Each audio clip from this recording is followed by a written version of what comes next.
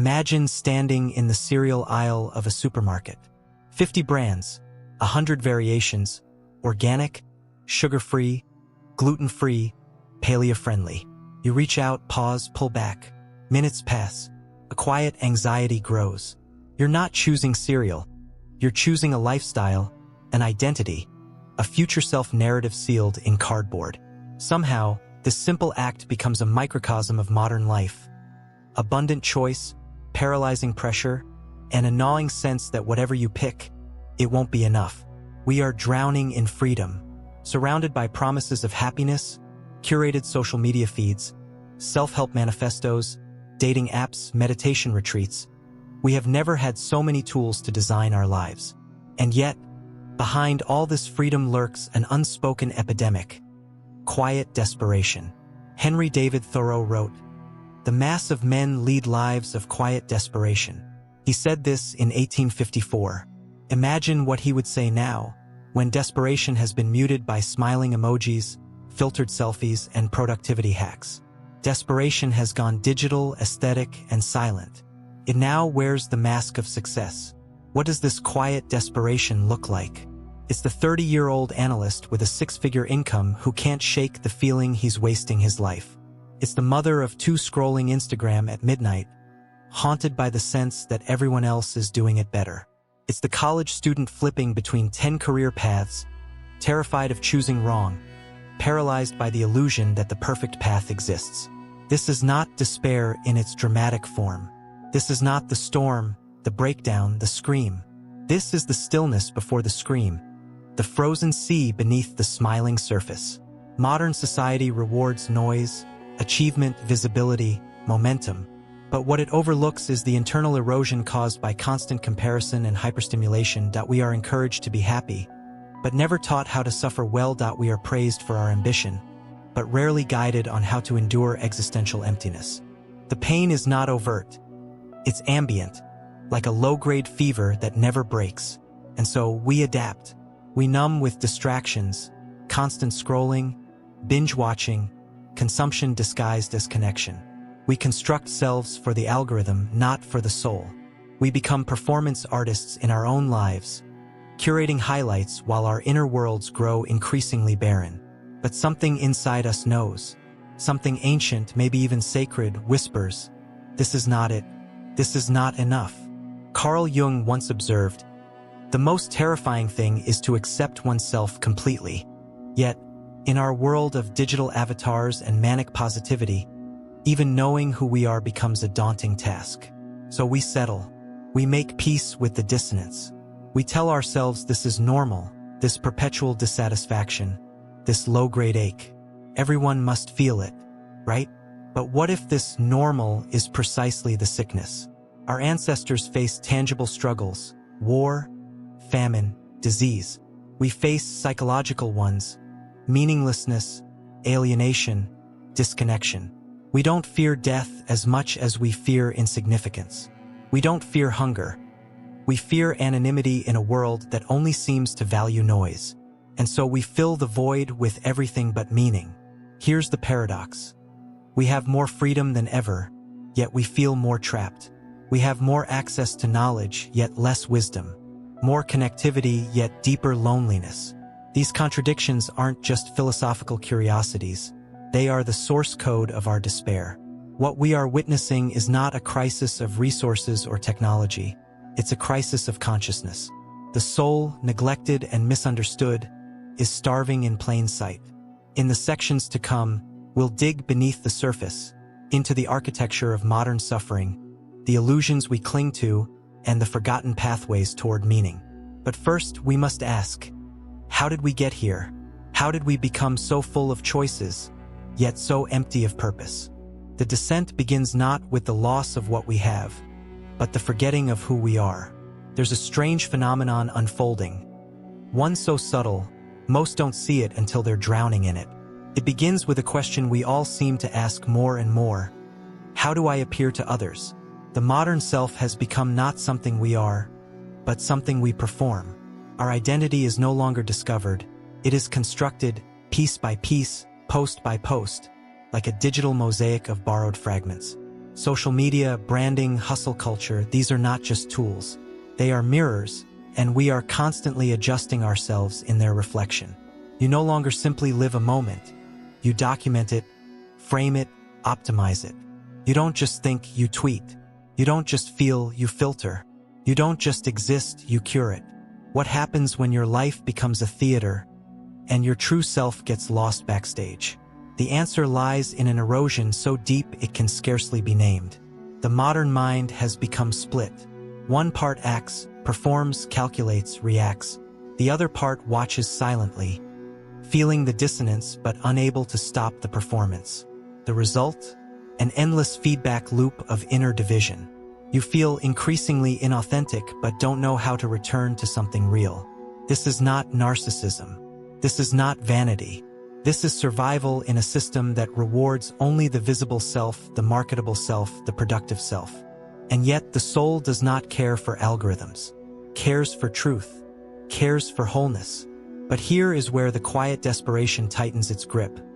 When you perform long enough, even you forget where the performance ends and the real you begins. In 1943, Jean-Paul Sartre wrote about the concept of bad faith, a state where we lie to ourselves to escape the responsibility of authentic existence. One of his examples was a waiter who so fully embodies the role of waiter that he ceases to be anything else. His gestures, his tone, his very being are all exaggerated to fulfill the role expected of him. Sartre writes, "He is playing at being a waiter.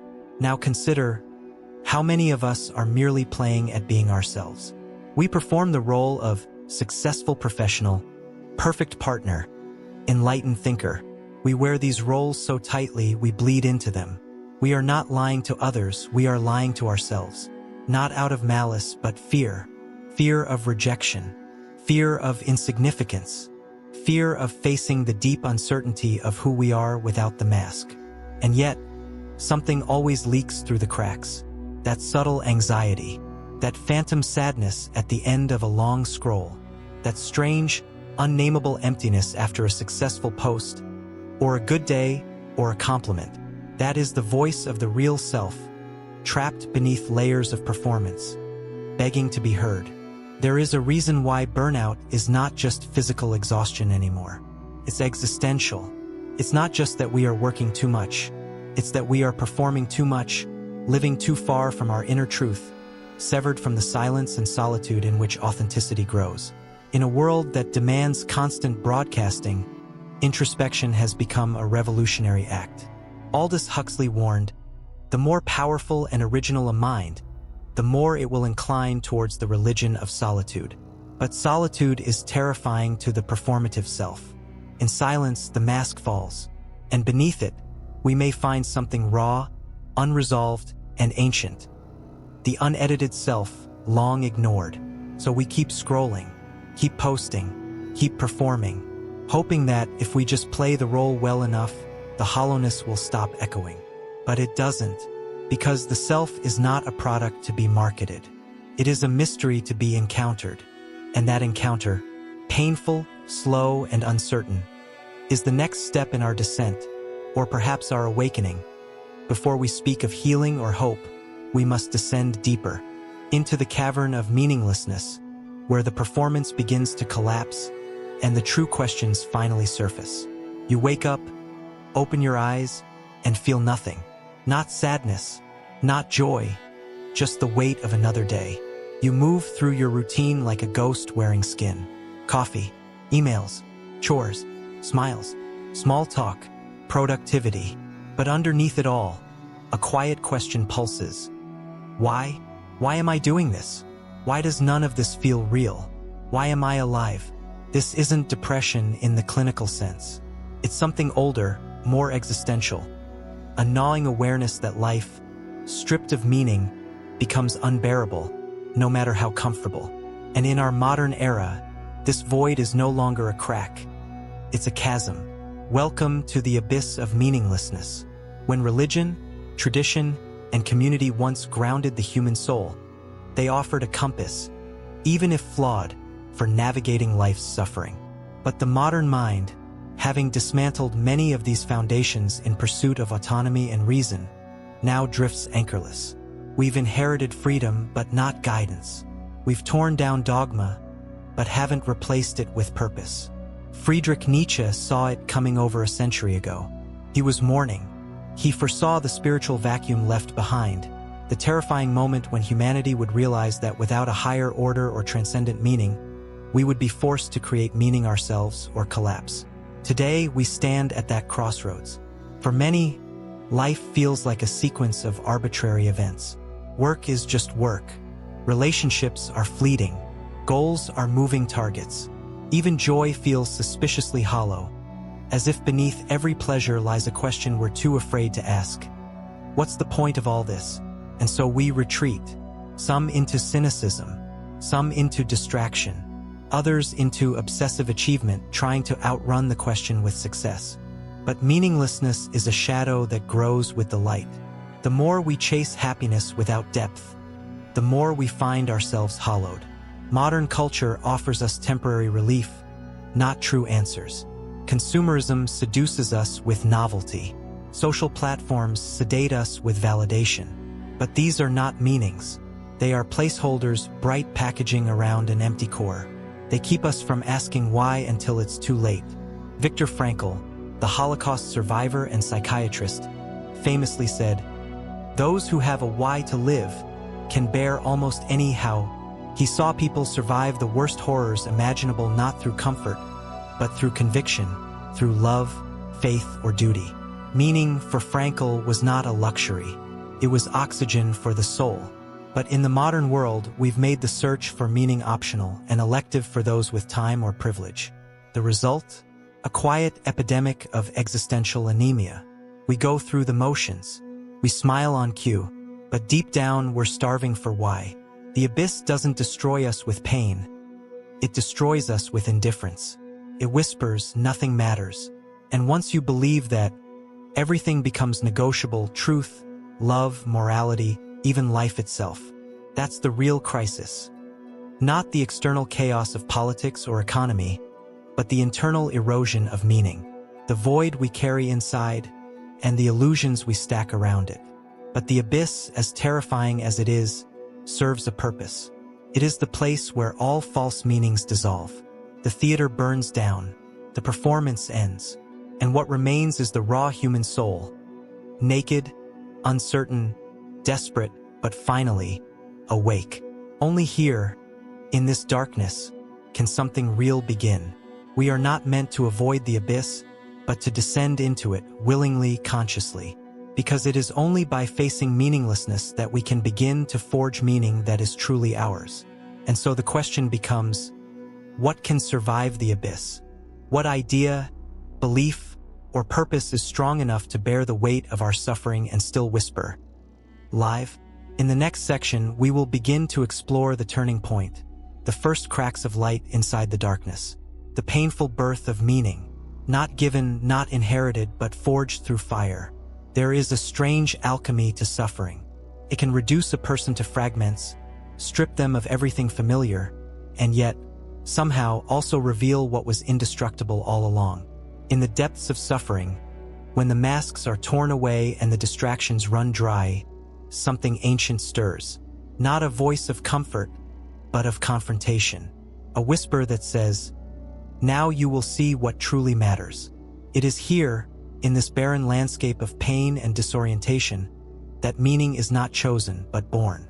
We are conditioned to avoid pain, to treat it as an error, a glitch in the system. But what if suffering isn't the enemy? What if it's the doorway? Viktor Frankl, who endured the unspeakable brutality of Nazi concentration camps, wrote in Man's Search for Meaning, in some ways, suffering ceases to be suffering at the moment it finds a meaning, such as the meaning of a sacrifice. He witnessed that those who had something to live for, a loved one, a future purpose, a belief, could endure torment that would otherwise crush the human spirit. Contrast that with our current world, where even minor discomfort often triggers avoidance. The moment boredom or sadness appears, we reach for our phones, our vices, our digital morphine. We have been taught that life should be pleasurable, easy, curated. But this mindset has a cost. When real suffering inevitably arrives, and it always does, we find ourselves ill-equipped to face it, let alone extract meaning from it. And yet, suffering is where meaning waits, not as a reward but as a confrontation. It asks, who are you when everything falls apart? What do you truly value when nothing is guaranteed? What will you still protect, love, create, or fight for when the ground gives way beneath you? Real meaning does not come from avoiding pain. It comes from facing it with intent. There is something deeply clarifying about profound suffering. It strips away illusions, cuts through our carefully constructed identities, and forces us to confront what remains. What remains might be ugly, rage, grief, fear, but it is real. And only from what is real can we begin to build a life that matters. Arthur Schopenhauer, the German pessimist, did not sugarcoat suffering. He believed that to live is to suffer. Yet he also saw within this bleakness a strange, twisted beauty. To overcome difficulties is to experience the full delight of existence, he wrote. In other words, meaning is not found in comfort, but in the act of overcoming. We often imagine that meaning will arrive like a revelation, but more often, it arrives like a scar, etched into us by what we've survived. A child lost, a marriage ended, a betrayal endured, a dream buried. These moments break us, yes, but if we choose to meet them consciously, they can also rebuild us from the inside out. The challenge is not just to survive suffering, but to integrate it, to allow it to reshape our values, our priorities, our understanding of life. Suffering, when engaged with fully, becomes a forge for the soul. It is here that authenticity grows, not through pleasure, but through purpose. And no, the purpose may not come easily. Sometimes it takes months or years for the experience to coalesce into something coherent. But even in the waiting, in the wrestling, in the refusal to numb or flee, we are cultivating the soil of meaning. This is the great paradox of suffering. It can destroy or it can awaken. The difference lies not in the pain itself, but in how we choose to meet it. To suffer well is not to enjoy suffering. It is to allow suffering to strip away what is false and reveal what is sacred. In the next section, we will move from the internal confrontation with pain to the construction of meaning, how we begin to live with intention rather than reaction, and what it truly means to choose a life of depth in a shallow world. There comes a moment when the noise no longer satisfies. The scrolling, the striving, the surface pleasures, they start to feel like dust in the mouth. You realize the life you've been living is not truly yours, but a simulation stitched together from fragments of other people's expectations. The performance has worn thin, and beneath it lies a question so quiet it's almost holy. What would it mean to live a life of depth? Not success, not popularity, not comfort, but depth, that elusive quality of existence where every moment, every gesture, begins to feel connected to something real. To choose a life of depth is to swim against the current of the modern world. It is to walk away from algorithmic living and toward something infinitely more difficult and infinitely more fulfilling, intentional existence. This kind of life requires courage, not the loud, dramatic kind, but the quiet courage to resist being swept into other people's definitions of value. It asks that you turn down the volume of the world so you can hear the whisper of your own soul. But the world does not reward this. In fact, it often punishes it. Depth is slow in a culture that demands speed. It is contemplative in a world addicted to stimulation. It is rooted in silence, while everything around you screams for attention. And yet, this path, this unpopular and profitable, often invisible path, is the only one that leads home. Choosing depth means choosing presence. It means being willing to sit with pain instead of numbing it, to savor joy without capturing it for an audience, to commit to values that may never trend. It means creating art that no one may ever see, offering kindness that no one may ever applaud, living truthfully even when it's wildly inconvenient. But make no mistake, this is not a passive life. It is not resignation or retreat. It is rebellion in its purest form. Jean-Jacques Rousseau once wrote, "Man is born free, and everywhere he is in chains. Those chains today are invisible. Distraction, comparison, artificial urgency. A life of depth is the act of breaking them, not by escape, but by becoming fully awake within them." This requires more than self-reflection. It requires self-responsibility. No longer can we blame culture, childhood, or circumstance for our disconnection. We must claim agency over our attention, our values, our days. And we must recognize that every moment is a vote for depth or for distraction. The good news? Meaning begins to emerge the moment we start living as if life actually matters. It shows up in the mundane. Washing dishes with care, listening without planning your reply, showing up for someone without needing to be seen. Depth is not about grand gestures. It's about small acts done with full presence, with integrity, with soul. Carl Jung said, "Your vision will become clear only when you can look into your own heart. Who looks outside, dreams. Who looks inside, awakens." This kind of awakening is neither quick nor clean. It is often painful, but it is the price of a life that is truly yours. And yes, it will cost you. Shallow living is cheap and addictive. Depth demands the opposite. Sacrifice, solitude, and slowness. You may be misunderstood. You may be invisible in the eyes of the world, but you will not be invisible to yourself. You will know what you stand for, what you love, what you're willing to suffer for. In a world that encourages fragmentation, a life of depth becomes an act of wholeness. And wholeness is magnetic, not because it shouts, but because it resonates. As we approach our final section, we will explore how this life of depth does not isolate, but connects. How true meaning, once forged within, expands outward, not just as private solace, but as a powerful form of service and rebellion. The journey doesn't end in the self, it begins there and then transcends. You can spend years building yourself back from the brink, facing your suffering, reclaiming your authenticity, forging meaning in the fire of your own experience. And yet, at some point, a deeper truth emerges. This journey was never only about you, because once the soul is stitched back together, it begins to look outward. It begins to ask not how do I survive, but how do I serve? Meaning, once forged, is not a possession to be hoarded. It's a flame meant to light others' paths. And in this final turning, we find perhaps the most paradoxical truth of all. The self is healed most fully not in isolation, but in connection, when what we've suffered becomes the source of someone else's relief, when our story becomes part of something larger than ourselves. A life of depth always expands.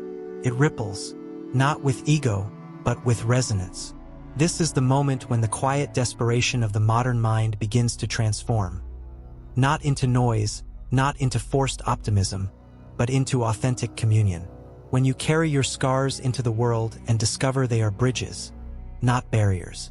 When you realize that your honesty liberates others, your courage gives permission, and your wholeness becomes a quiet rebellion against the culture of performative emptiness. Aldous Huxley once wrote, "Experience is not what happens to a man. It is what a man does with what happens to him." And here, in this final movement, that quote rings louder than ever. Because we don't transcend the modern malaise by pretending it isn't there. We transcend it by transforming it, by becoming alchemists of our own despair. In doing so, we reclaim what society has forgotten. That the purpose of an individual life is not just to succeed, or even to find happiness, but to contribute. To offer something sacred back to the world. Not because it will be seen, but because it is needed. Think of the teacher who stays late after class to talk to the kid on the edge. The nurse who brings gentleness to the dying. The artist who speaks what others are too afraid to say. The friend who listens without needing to fix. None of these acts go viral, but they are the very scaffolding of a meaningful life. And more than that, they are acts of defiance against a culture of apathy. Jean-Paul Sartre said, "Man is nothing else but what he makes of himself." But what if the ultimate self we are meant to make is one that gives itself away? To serve doesn't mean martyrdom. It means alignment. It means discovering where your unique pain meets the world's aching need and responding. It means no longer asking only, "What do I want from life?" but rather, "What is life asking of me?" When the modern mind is sick, it isolates. When it heals, it connects. This connection is not just interpersonal, it is existential. You begin to feel part of something larger. Not an institution, not a trend, but a quiet network of souls who have chosen consciousness over comfort, truth over convenience, depth over dopamine. You recognize them when you meet them. There's something in their eyes, something grounded, weathered, and real. They are not loud, they are not flashy, but they are anchored in meaning, forged in pain, guided by love, and unwilling to surrender to the shallow currents of the age. In this, the final act of the human journey unfolds. The individual, once fragmented, now whole, returns to the world not to escape it, but to renew it. One interaction, one creation, one act of presence at a time. This is the answer to the quiet desperation of the modern mind. Not perfection, not salvation, but meaning. And meaning is not found, it is made. And once made, it must be given. Because in the end, your life will not be measured by metrics, likes, or applause. It will be measured by the quiet ripple you left in others, the depth you dared to live, and the truth you refused to abandon, even when the world around you had forgotten how to see it.